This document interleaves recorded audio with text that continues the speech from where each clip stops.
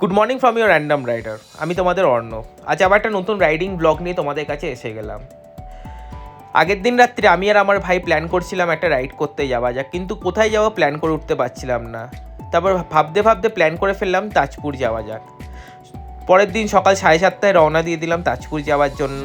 চালাতে চালাতে পৌঁছে গেলাম সেকেন্ড হুগলি ব্রিজে। ওয়েদার খুবই ভালো ছিল, রোদ্দুর ছিল না, ঠান্ডা ফুরফুরে হাওয়া দিচ্ছিল, প্লাস রাস্তাও খুব ফাঁকা ছিল। তারপর চালাতে চালাতে ভাবছিলাম যে ব্রেকফাস্টটা কোথায় সারা যাক, কারণ হালকা হালকা খিদেও পাচ্ছিল। ভাই বললো কোলাঘাট থেকে দীঘার দিকে যেই রাস্তাটা টার্নিং নিচ্ছে কিছুক্ষণ এগিয়ে শেরে বেঙ্গল বলে একটা রেস্টুরেন্ট আছে, ওখানে গিয়ে ব্রেকফাস্টটা সারবো। পৌঁছে গেলাম শেরে বেঙ্গল রেস্টুরেন্টে।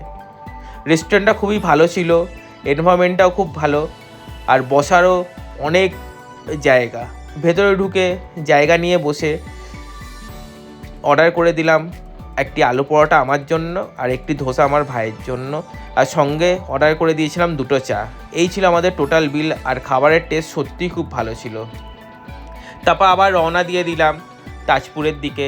চালাতে চালাতে পৌঁছে গেলাম Tajpur lake view village resort. এই ছিল আমাদের রিসর্ট, এখানেই আমাদের রুম বুকিং ছিল। ভেতরে খুব বড় 4 wheeler parking space plus bike parking space. Bike আর 4 হুইলার নিয়ে আসলে কোনো রকমের কোনো প্রবলেম হবে না।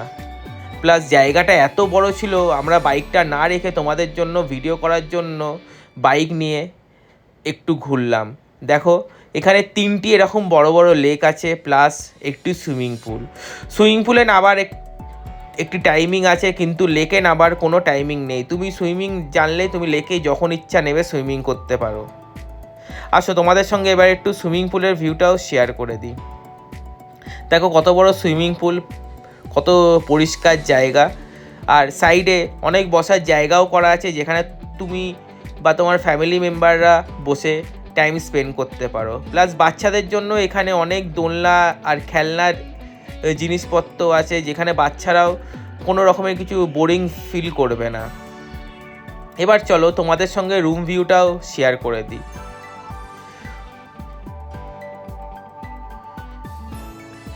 রুমটা দেখো কি সুন্দর আর পরিষ্কার, 2টো বড় বড় বেড ছিল।